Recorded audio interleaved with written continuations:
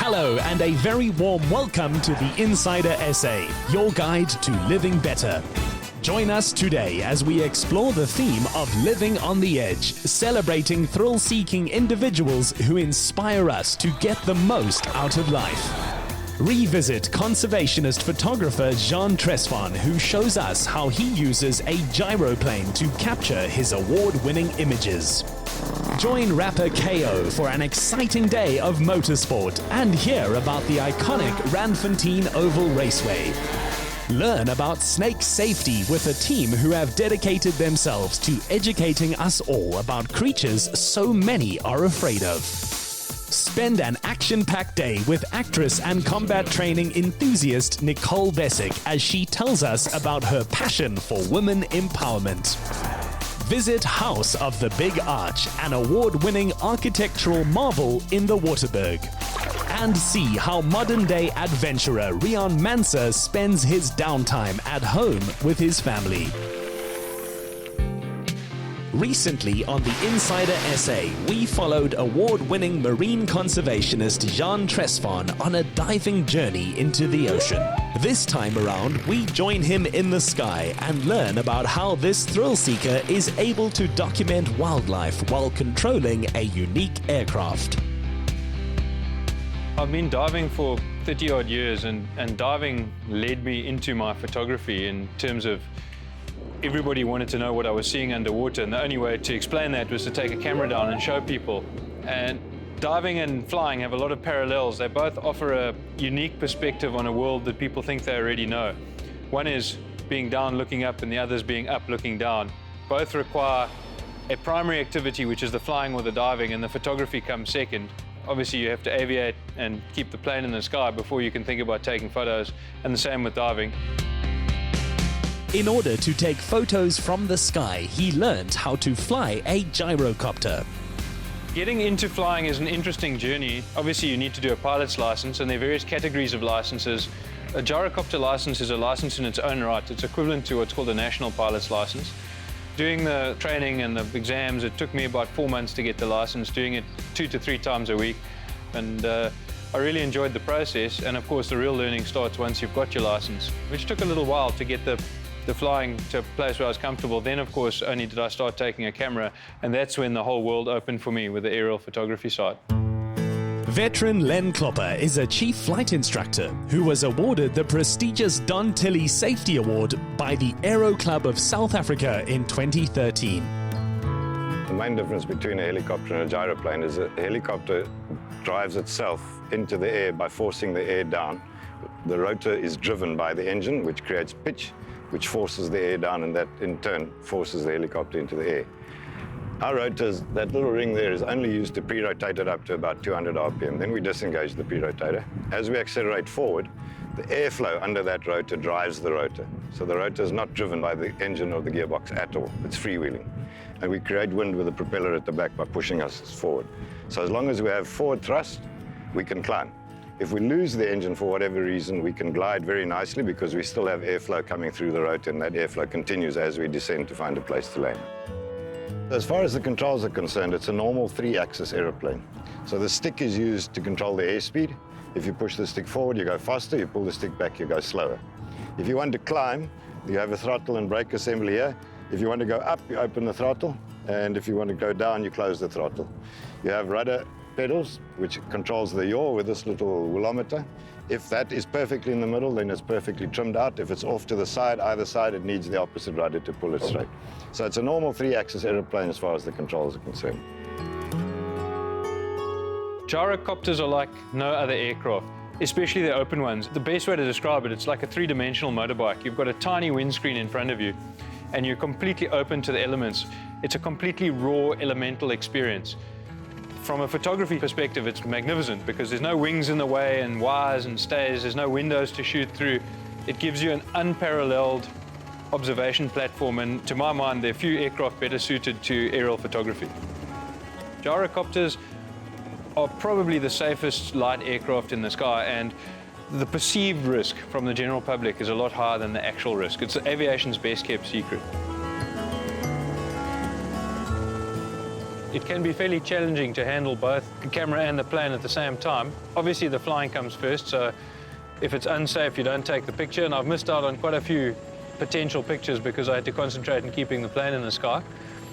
But once you're comfortable and if everything's going according to plan, this aircraft is fantastically stable and it's quite easy to fly and take photos. So very often what I would do is I would either hold the stick with my knees and fly with my knees and then use both hands to shoot.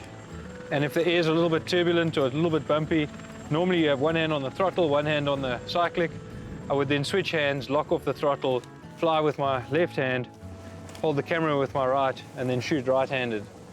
And it's not difficult to do. Everyone always asks the question, how do you manage to do both? But it's like anything, when you've done it enough, it becomes easy. That's the amazing thing about this aircraft, is it's the perfect way to see wildlife around the Cape Peninsula. You see sights that you otherwise would never have a chance to see. And it's so much more than a big boy's toy. You know, aircraft are typically seen as the playthings of the rich and famous. These aircraft are affordable. They are probably the best way to see the marine wildlife that I see, in fact the only way. And as such, I use this plane quite a lot for marine conservation. I fly the whale surveys for the whale unit of South Africa, and we go count southern rights up the Waterberg coast. I've flown the shark surveys for the shark spotters. We fly fish surveys for the fish scientists, and it's just a fantastic way to keep track of marine wildlife and see what's going on. When you start out, you don't know what to expect. So you see wildlife and you go, well, that's very interesting. There was a whale there, or there was a shark there. Then when you've been flying a bit longer, you see patterns developing and you say, I expect to see sharks at this time of year. In the summer, the great whites move closer to the coast. In the winter, the whales are off the Waterberg coast. And then when you've been doing it a really long time, you start to see what's not there. So when you would expect to see something and it's not there, you actually recognize the change in the pattern. And all of that is fantastic data to keep track of in terms of marine science. So in the middle there's a shoal of baitfish. We can see the seals going through it and the fish moving around. The seals are busy eating the baitfish and the dolphins are hanging on the periphery and they're going to be feeding as well. I've been diving in the Cape for over 30 years, and the flying is a more recent thing. I've been flying for about 11 years now, but I've learned more in 11 years of flying about the ocean and its creatures than I could in 30 years of diving. Being able to see the animals around the whole peninsula, track the patterns, how they change according to weather and climate, has taught me so much more than I would have just diving.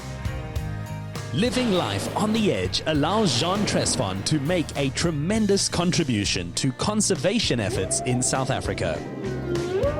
I've had years of pleasure from the ocean, and if I can help in any way with the marine science and the conservation angle and give back, that's my goal considered achieved.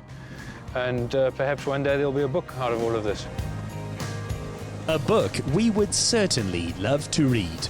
Through Jean Tresfon's passionate and adventurous capturing of our ocean life, we can appreciate the beauty it's a privilege to be surrounded by. Next on the Insider Essay, we head out to Capitec Merchants at the Randfontein Oval Raceway with rapper KO.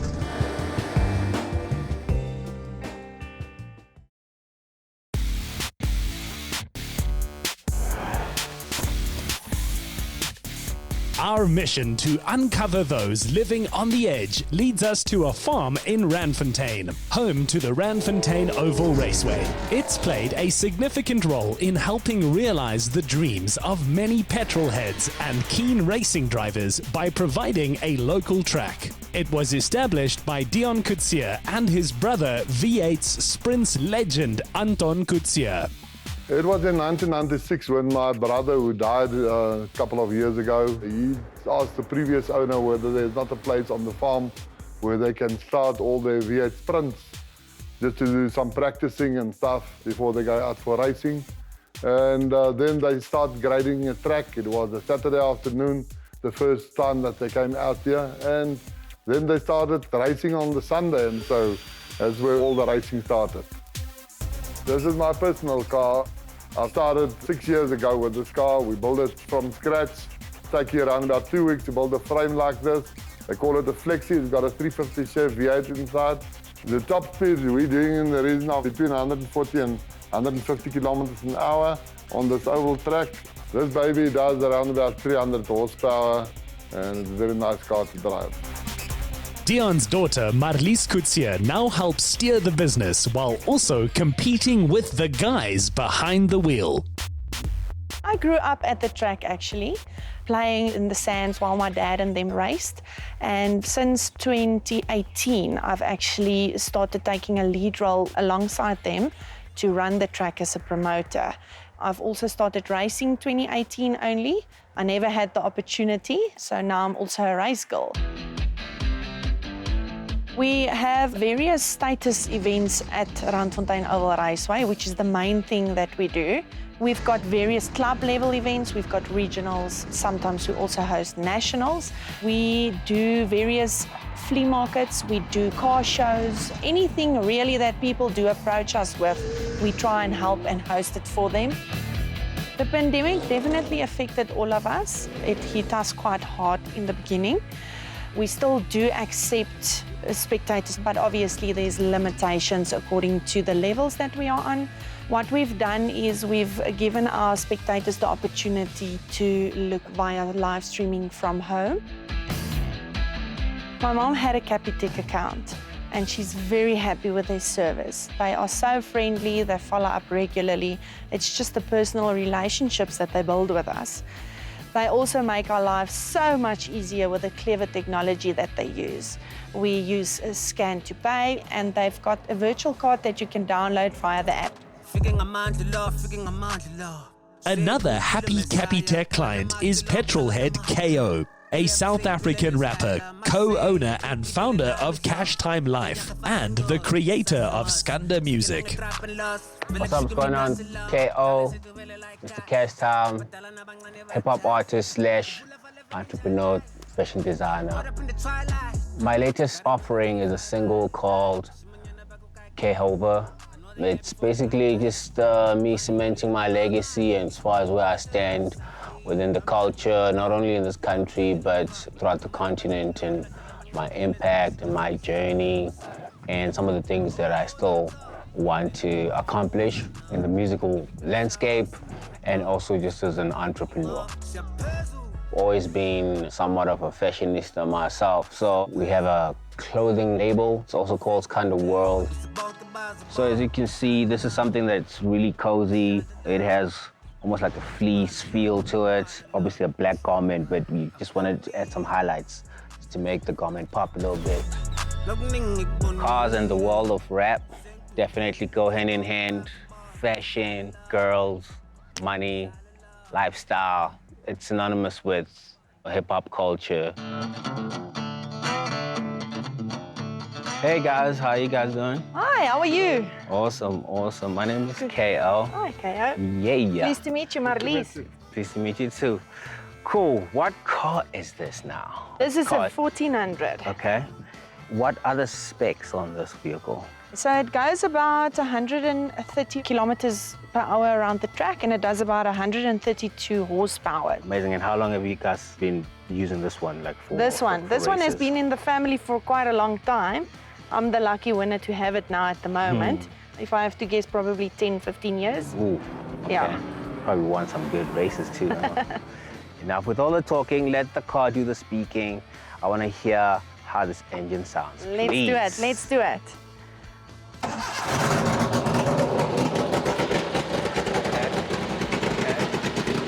Hit the gas. Hit the gas. Exhilarating. That's crazy. You barely hear myself. Like this, you better come and listen to this one. I'll ask for my real? dad to start it twice. Amazing. And what's the name of this guy here? What This is a car V8 Flexi Okay. So you guys built this one from from scratch, yeah. scratch.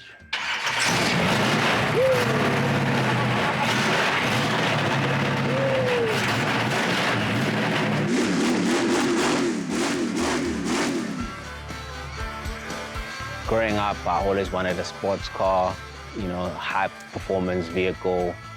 Managed to play around with some of the brands, but I think I've sort of kind of settled down, you know, the more mature I am. I'm into dressing up cars and rims and playing with the interior, wraps, sound system. That's as far as it goes these days. Anything beyond that is a bit too out there for me. Living on the edge to me means having a daring spirit, but there has to be limits. So me being here, watching professionals do what they do, that's as far as it goes. If I had, the guts, I would jump behind the wheel myself and get on the track and go crazy with this beast here, but I'll leave that to the professionals. You can push the envelope as much as you can, but you also need to live to see another day. I'm someone who is fortunate enough not to have high levels of anxiety, so I like to push the envelope as much as I possibly can in everything that I do, whether it be in the music that I create, whether it's thrusting yourself out there into all kinds of different risk-bearing business ventures, because the bigger the risk, the bigger the reward, so that's how I operate in my life. Welcome to the planet. What's next for KO? 2021 and beyond, I just want to continue sharing my blessings with other people. I want to make sure that I continue opening doors for young people who are like-minded, who are just as driven as I am. I want to do the same in other avenues as well. I hope I can open doors for young fashion designers. I want to get into other avenues like tech and all those kind of things. My biggest goal is to become, a media mogul. And I think we are well on our way to accomplishing that. Every month, the Raceway hosts events where beginners, enthusiasts and professionals can test their mettle. And with the proud backing of Capitec through simpler banking, they've made it possible for spectators to enjoy the excitement virtually. Exclusive to the Insider SA, the Randfontein Oval Raceway is offering 10% off for anyone wanting to enjoy the next race day at 4 p.m. on Saturday 29 May from a virtual platform. Offer valid until 12 noon on May 29. Use the code #CapitecLiveBetter when completing your payment. T's and C's apply and can be found on the insidersa.co.za. Coming up, learn about interacting with snakes and hang out with actress and thrill seeker Nicole Bessick.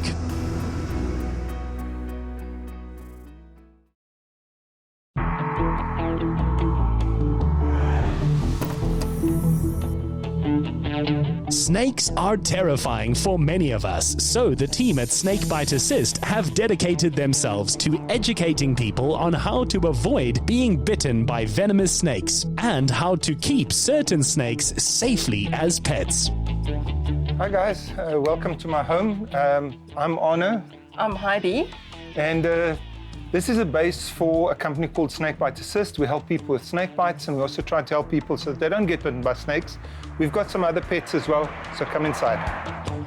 The pets they keep are for the most part pythons, which are not venomous.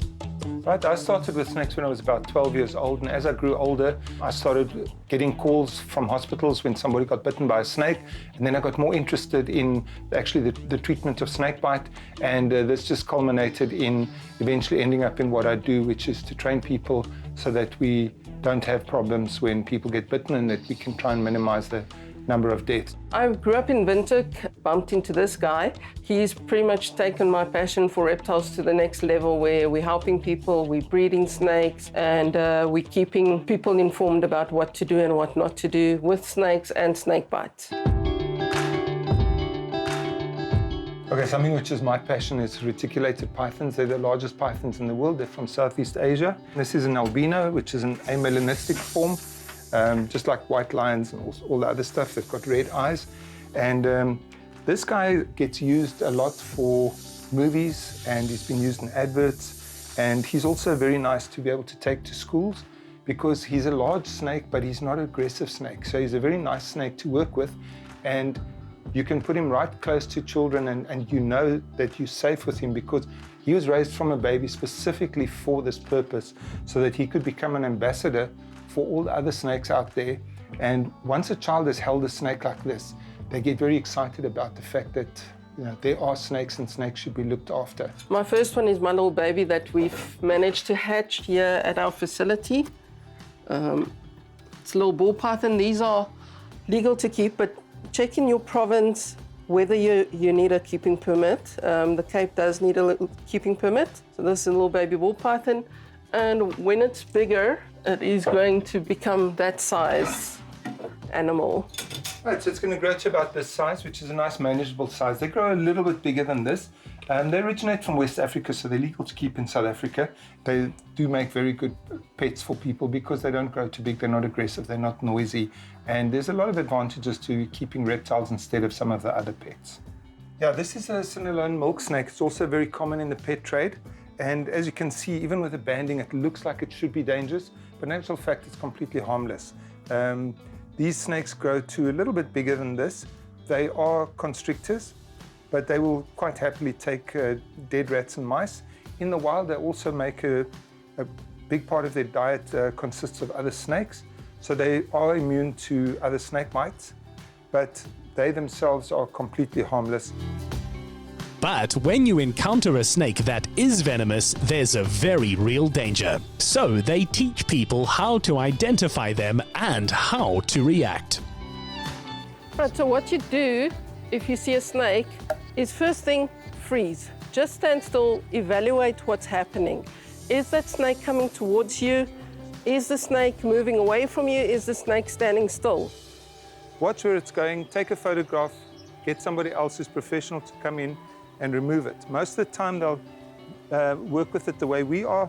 However, if you just take him and you show him a place to hide, he will actually just try and hide away from you and he will get away from you. So it's quite easy for a snake, even of this size, to hide in a very small area. And once the snake is inside, you can just take the lid, put the lid back on here, and there you've got your snake contained. Heidi keeps a venomous gaboon adder as a pet, which pushes the limits of living on the edge. So I love gaboon adders, just the sheer beauty of them. The fact that when they lay in leaf litter, you can't see them, you can't spot them that easily. They're venomous, they can kill you. It's all just, I don't want to say a part of excitement, but it is kind of exciting to work with them. It gets your adrenaline flowing. And obviously they're beautiful, they grow nice and big like this girl. Yeah, so when we feed, we can actually throw food and she'll catch it in the air. When they strike, their strike is about 1/16 of a second, so it's very fast. If you blink, you'll miss it. Heidi and her daughter Charlene have a business that assists with snake bites, and they remove and relocate venomous snakes when people find them in their homes. My name is Charlene Gebhardt, and I'm a qualified intermediate life support paramedic. Okay, my love for snakes started at a very young age, as I was exposed to having snakes around in the house. We used to go on call-outs with my mom at a very young age, around 10, 11, and she would let us also catch snakes, especially like brown eye snakes that are not venomous, and that's how I fell in love with snakes. When we go out and we go and catch a snake, people are always surprised to see a woman. Everyone's reactions are different. Some people are keen on having a woman. Some people are like, but where's the guy? Are you going to catch the snake? And they can't believe what's happening. Usually we get the call, we usually get there and you usually meet with someone. You ask them to keep an eye and they say no, they left for 2 seconds and they came back and the snake's gone. So then the searching starts where you have to go digging, storerooms. Yeah, it can be very tricky. What to do if you're bitten by a snake? Stay calm. The chances that it's a venomous snake is 50-50. Get help as quickly as possible. Health professionals can look at the symptoms and then decide what type of snake it was. And even if they do not know, there are 2 types of antivenom. One is being used for everything except worm slung and the other one's for worm slung. Thank you, The Insider SA, for visiting us. Hope you had fun. There's something intriguing about the thrill-seeking spirit Heidi, Charlene and Arno share in their fascination with snakes. Nicole Bessick is a South African actress who's graced screens locally and internationally.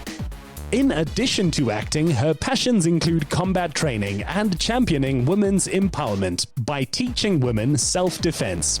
Spending a day with Nicole, we see firsthand how she pushes boundaries to achieve.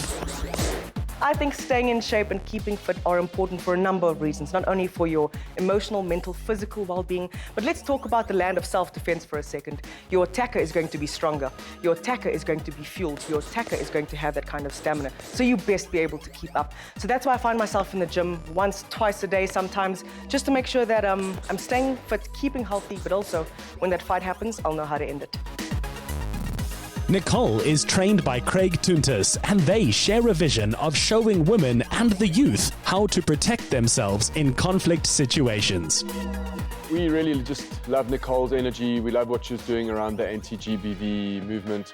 We felt it was a space that needed some attention from our end and how we could give back. And if we aligned with someone like Nicole, we felt it could have some good reach. Yeah, I think for me, what started off as stunt training slowly but surely became something that I do absolutely every day in both boxing and slowly moving into the Brazilian Jiu-Jitsu things of life. So yeah, very happy to have collabed with them.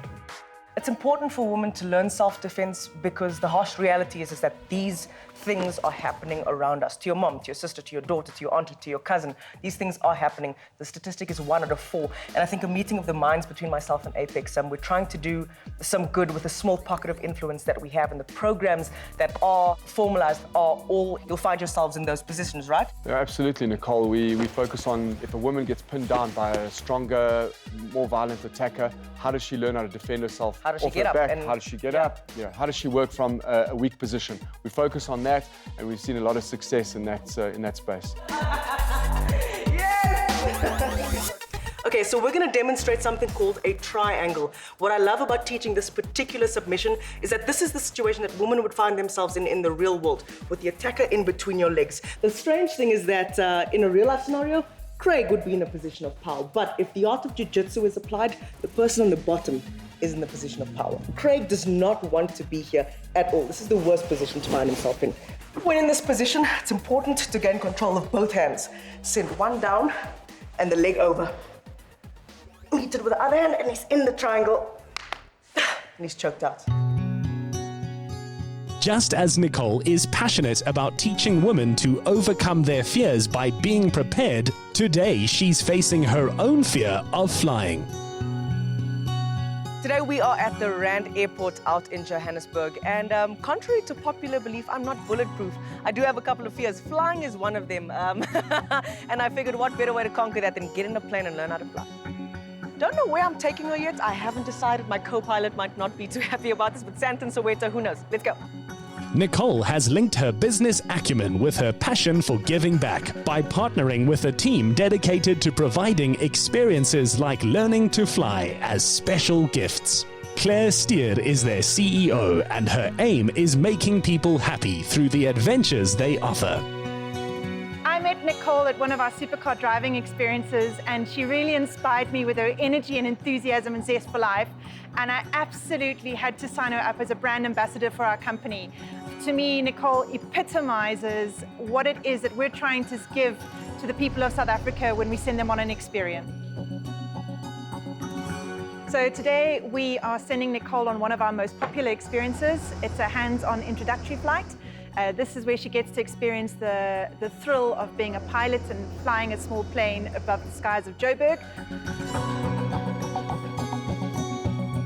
I've really enjoyed my partnership with Gift Experience because they allow me to truly live on the edge, whether it's in the sky, jumping off something, jumping onto another thing, getting in a fast car. It's what I'm all about. Returning to the ground, but continuing the challenge, next we join Nicole on an obstacle course through the trees. Today's been absolutely action-packed. It's a day in the life of Nicole Bessick, and this is what living on the edge looks like. We've been into the ring, we've gone full speed into the sky, and now we're about to tackle an aerial obstacle course. We are at Acro Branch, and I have one of my very special friends along for the ride. You all know him, he's no stranger to your screens, so come along and let's go find him. Warrior princess, that's what I call Nicole. She's like our very own Wonder Woman. She's insane in the boardroom in terms of being an amazing entrepreneur, but also talent-wise. It's just incredible the things that she can do, from being an actress, voiceover artist, insane creative. But her adrenaline, like her thirst for adrenaline, is not a match for anyone. Why disturbing me, huh? I'm trying to say some good things about you. I know, I actually had to go come find you saying? because I could hear you from all the way on the other end. She knew the right person to call when she's about to do adventures. Yeah, this is our first time working together. Harmony's a very good friend and friend and colleague, so I'm very excited to do this Tarzan thing with you today. All right, let's get it done then. Let's go. Suits and everything in the... Okay. Wait! This is too high. It's not too high. No, Harmony, wait first. Don't move this thing. Go What? stand on that side. Harmony, go stand on that. Harmony! Harmony, no, go, because your weight is heavy. Go to that side. It's gonna break. Harmony. It won't. Oh, it's actually not that bad. Never mind. See? There we go. Okay, let's go. Yay! Come on.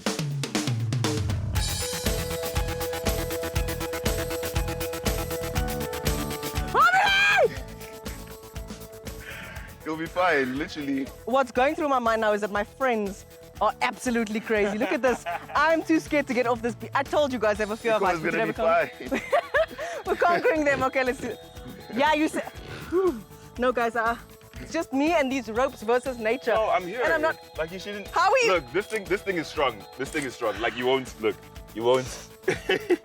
You won't fall. Okay, I'm coming. It's holding you. Whose idea was this? This definitely wasn't my idea. When it comes to life challenges, I honestly don't believe I have any. Skilled sailors aren't made from still seas, so I think everything that I've been through in my life I've used as the building blocks for the empire that I'm building. So I've never had a challenge I can't dominate, including this Acro Branch thingy. My advice to anybody tuning in is the following. If you're not living on the edge, you're taking up too much space. And that's a day in the life of Nicole Bessick, which looks a lot like living on the edge. Thank you so much for coming along for the ride. Tomorrow it's back onto set. I'm currently working on a TV drama. It's going to be absolutely incredible, filled with legends, filled with drama, filled with stories, filled with scandal. And I can't wait until it hits your screens. Peace out. With exciting projects lined up, we think this thrill seeker is set for an incredible future.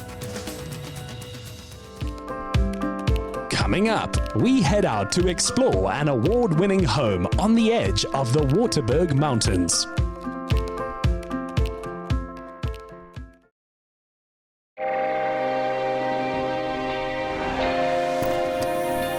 Occupying a unique place in a nature reserve among landscapes of plants, trees, breathtaking cliffs, and impressive wildlife, we find the House of the Big Arch. This architectural beauty is perfect for the thrill seeker wanting to be as close to nature as possible, without impacting on the surrounding environment. Hi, I'm Ant from Frankie Pappas. And I'm Nadine, the homeowner. And welcome to House of the Big Arch. The homeowners are both retired veterinarians. They have a deep connection to animals and to nature and wanted to feel part of the environment. The reason we came to live in Waterberg in Limpopo was our love of the bush. I grew up in Palabora and my soul is at peace in the bush. The brief given to us was, in theory, a really simple one: to create a house amongst the trees within the tree canopy and to not demolish a single tree. In practicality, though, that is a rather complex brief. My favorite place in the house has got to be the deck. It's the place I sit, listen to the birds in the morning, and just basically come to grips with the day before I move on.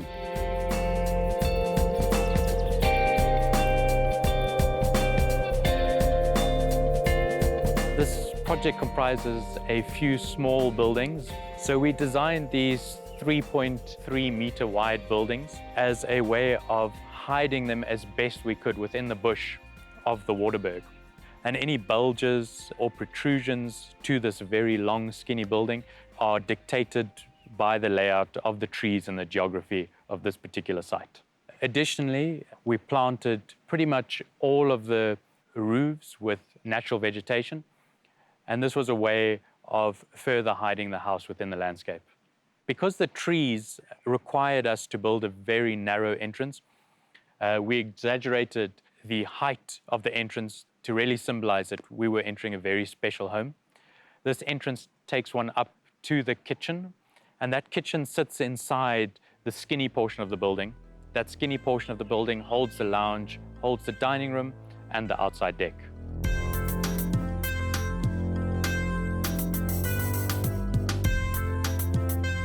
This is the kitchen of House of the Big Arch. It really is the center of the home, a place around which the family gathers to cook and eat. These curves are designed in order to save trees. There is a tree just on the other side of this wall, and this concave form is there in order to protect that specific dombeya. Because Nadine loves to cook with the family, and because she was a vet, we had to design furniture pieces that would accommodate cookbooks as well as things like the parrot. The House of the Big Arch has been shortlisted for a Residential Architectural Property Award in the International Design and Architecture Awards. To the one side of the kitchen is the dining room. Naturally, we have an incredibly skinny space. In contrast to the kitchen, this space opens out completely into the forest and invites the trees into the dining room. The materiality of this space is incredibly simple. For elements like the dining room, we used Seligna timber in order to span between the brick structures of the home. This allows us to open up completely to the forest and bring in all the sights, sounds of the Waterberg. To the other side of the dining room is the lounge, and this lounge opens out onto a small natural courtyard. This natural courtyard creates a pocket of high pressure air, which allows cool air to be pulled across the lounge, the dining room, and the kitchen. And this is the outside living space of House of the Big Arch. The small pool, the fireplace, and the tiny dining area allow the family to enjoy the outside surrounded by trees and just above the flowing Klip River. Again, you can see how we designed a timber bridge to span between the brick kitchen and the brick element of the big arch. From up here, it's easy to see how we cut away and added to the forms of the building to accommodate for the trees that were so densely packed in this portion of the site.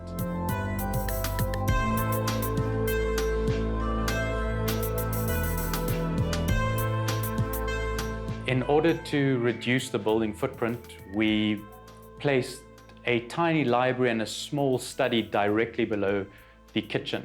Below the office is a cellar.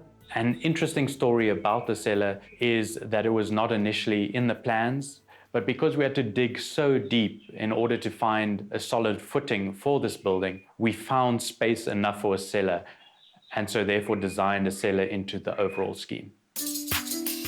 With its sensitivity to its surroundings and the adjustments that have been made to achieve the smallest footprint, the home is unique. The property is also entirely off the grid, with minimal energy demands. Then we have the main bedroom. The main bedroom consists of a brick bathroom area, 2 tall brick cooling chimneys, and then a timber bedroom which flies out into the forest canopy. The homeowners love the bushveld, making the home's connection to nature of the utmost importance to them. The small bathroom gains a certain amount of generosity by opening out onto a natural courtyard, which provides an intimate view of the sandstone cliff. It becomes very obvious here how the texture and color of the brick we chose matches so well with the sandstone.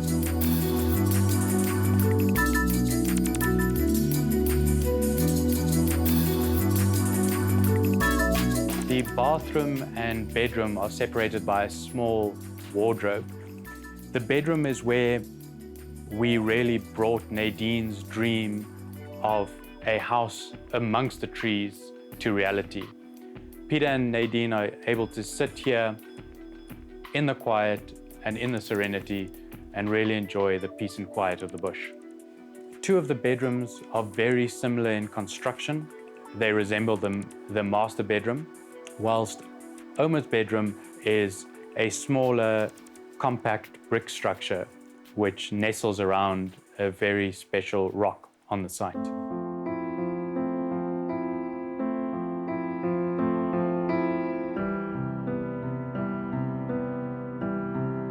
I find it very difficult to move from one part of the house to another with great intent. I keep on finding things where I sit down and I enjoy the view, I enjoy what's going on in front of me with the little creatures and the plants. This is one of my favorite places in the house. I love to sit here in the evening. We watch the moon come up. We listen to all the creatures settling down for the night. I listen to the frogs in the river. I'm up amongst the trees. It's what I wanted. And I'm at peace here on my deck. I asked for a tree house and Frankie Pappas delivered the forest into my home. Thanks for letting us show you around House of the Big Arch. I hope you enjoyed it. Cheers.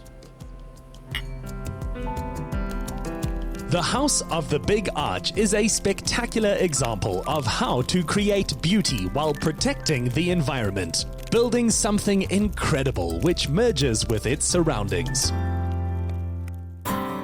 Next on the Insider Essay, find out what one of the world's greatest living explorers gets up to when he's at home with his family. Simplify banking. Live better with Capitec.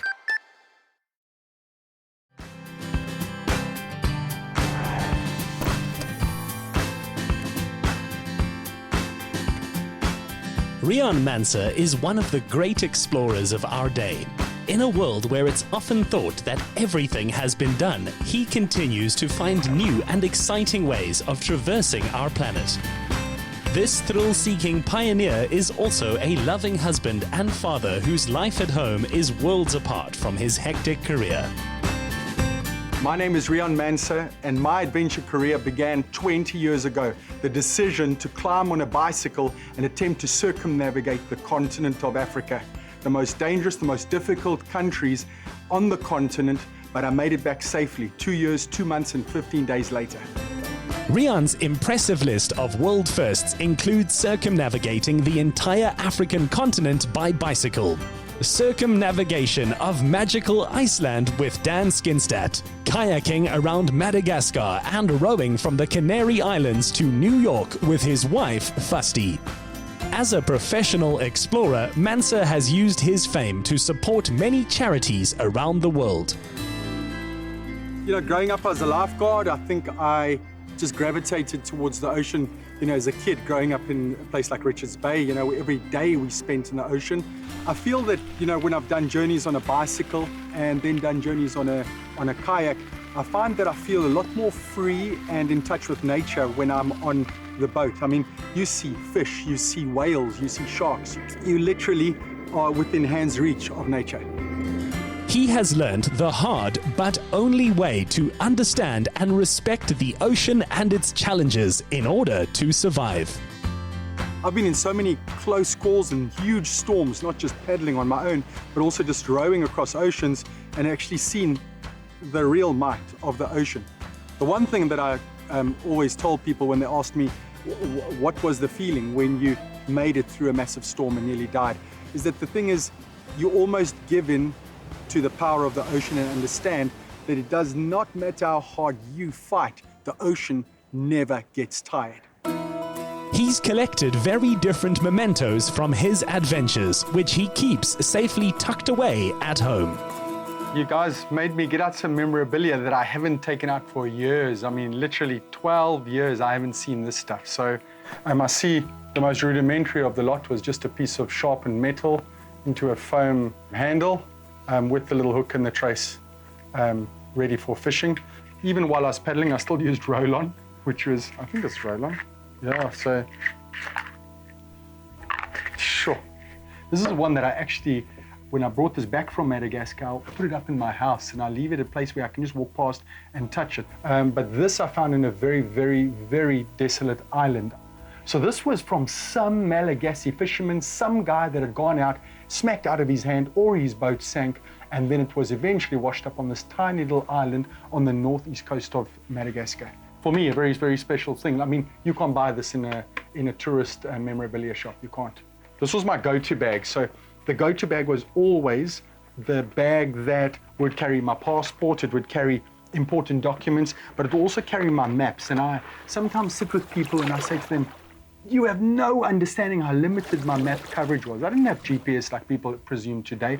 People also think, oh, you had probably detailed maps that showed you exactly where to go, exactly where you can land, exactly how deep the water was, but it wasn't. My maps were exactly this. Looking like that, that's how I got around Madagascar.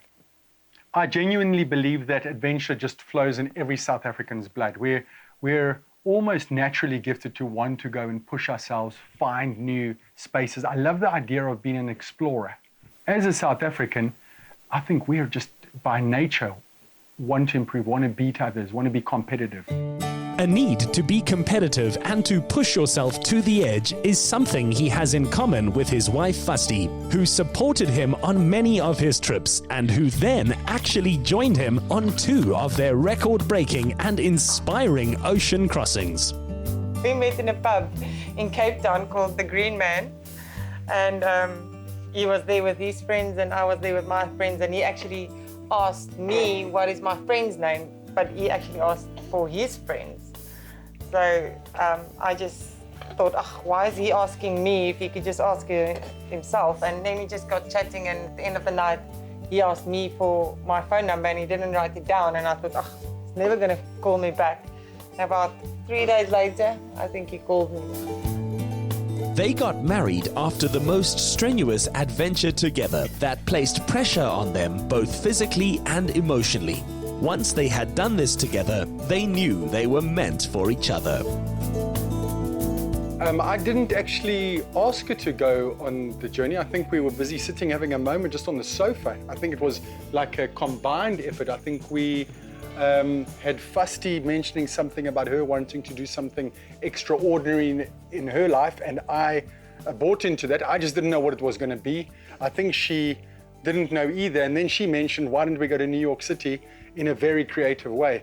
And then obviously my adventurous and my creative juices started flowing, and I bought that rowing boat and we went to New York City.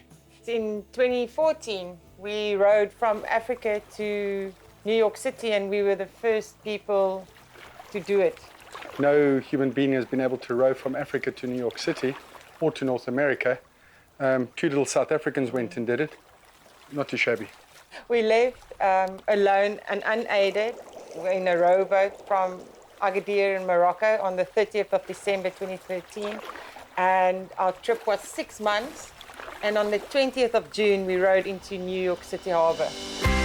It was a proud moment reaching New York, and shortly after, they got married back in Cape Town, South Africa. Becoming a parent to their 2 sons, James and Samuel, has given Riaan a new perspective on living on the edge. What are my hopes and dreams for our kids? Sure, first thing, I just want our kids to be good people, I guess. That's probably happy. I really do believe that in my heart, this little guy and this little guy must do whatever it takes to keep themselves happy. Sure, then we would have been good parents. And be kind. Be good people, I think, generally. I think that's what my hope is for our kids. Just to be nice to other people. An adventure with the kids is definitely on the cards, but as a father, you're just overprotective, eh? I mean, my son today was wanting to get into the boat with me, and besides him just tipping me into the water, I was worried about him, you know? And I went, come on, it's silly, it's a meter deep over here. I'd love it if I could one day make a story about me, my 2 sons, and my wife paddling around an exotic place like, for example, Japan. In the meantime, he has been educating other young South Africans about climate change in an incredibly adventurous way. As founder of the Matrics in Antarctica program, he took 5 matric learners to the Antarctic this year. Always pushing the ideas and boundaries of what is possible, we eagerly await his next adventure. For more information on the guests featured in today's show, plus special deals and competition prizes, head over to theinsidersa.co.za. Open up to new realities again next week and meet creatives who are inspired by urban living.